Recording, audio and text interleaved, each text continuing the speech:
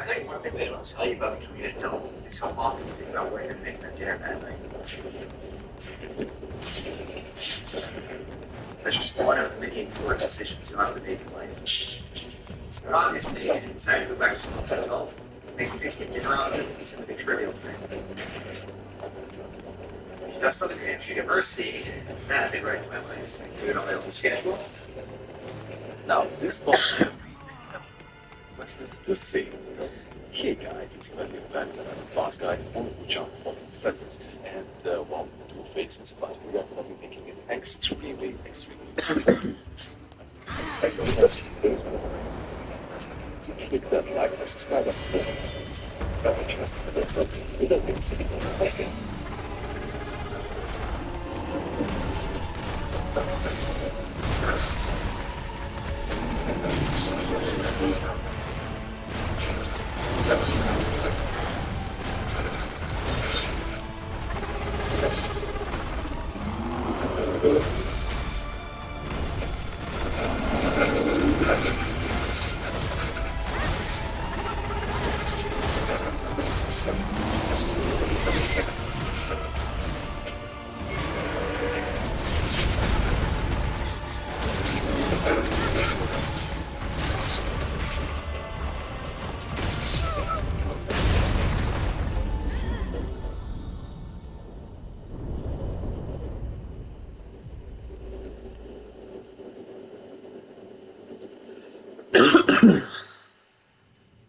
Getting on this. Now, this is the first time I give a tip like this, but it actually is going to be helpful. Go to your settings, graphical settings, and raise the brightness just slightly. It's actually going to be making a massive, massive difference. And the boss fight itself. Now, I did end up adding anti-press, and if you need a full build to this, I'm going to be leaving that at the end of this video, because quite a few of you are keeping up with each one, and to make this a little bit shorter, we're going to be doing it like that. So this is going to be easy. You need the pressing part, and every time you see him stumble, and pummel the ground twice with his hand like that, a jump attack is coming. Now, when he does jump, he's going to be doing one or two things. One is going to be the door, or the second one is going to be this blood attack that is probably going to be healing you. But I recommend that you do not try to avoid it, simply go straight to him and start dishing out damage. You are going to be getting hit, but it's a pretty good trade-off for the damage you are going to be inflicting on him. And another movement you see him do, just keep using the crescent arc and combine it with your own dodge. When you see the jumps coming, crescent arc backwards, and then dodge forward. This is going to be always allowing you to get into optimal position and then take advantage of it. And this is pretty much it. Any other movement you see him do, just get away with the distance between the two of you. Then the jump comes, you punish him. And that is quite literally the entire phase 1. And phase 2. You will immediately be using that little handy item that's going to be refilling your magic, and you're going to be using this magic that is absolutely essential.